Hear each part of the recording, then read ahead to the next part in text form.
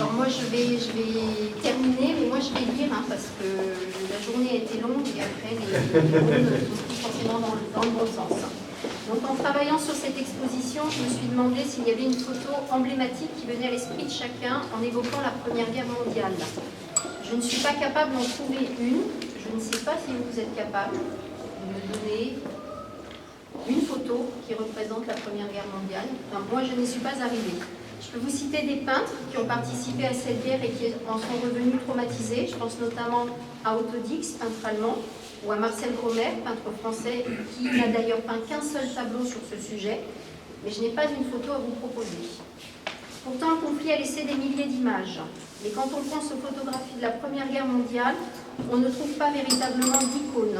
On pense aux vues de poilus dans les tranchées, qui sont pour la plupart des photographies amateurs, aux photographies aériennes prises pendant les repérages en avion, à celles des tirailleurs africains.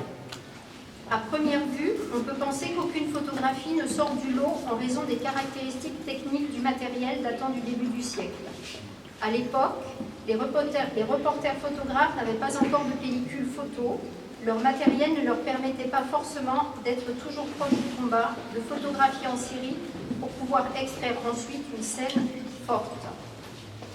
À la différence de la seconde, qui n'est pas d'abord une guerre de position, la mémoire de cette guerre est beaucoup passée par l'écrit. Les lettres de poilus et les romans ont contribué à fixer la mémoire. Il y a aussi quelques films qui ont beaucoup marqué, comme À l'Ouest, rien de nouveau ou Les Sentiers de la gloire de Stanley Kubrick. Ensuite, à la fin de la guerre, la France fait le recours à un registre symbolique. Ce sont les monuments aux morts et les statues qui étaient des moyens de rendre public et commun un événement. Mais ce sont des choses qui ont perdu toute force symbolique. Aujourd'hui, il y a des statues dans les villes, mais on ne les regarde plus.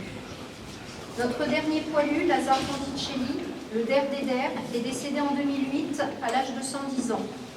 Pour le journal Libération, quelques années avant sa mort, il avait raconté sa guerre au micro.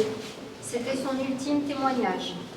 Et aujourd'hui, puisque personne n'est plus là pour la raconter, comment faire pour que les générations suivantes la gardent en mémoire et permettent à tous de tirer des leçons du passé?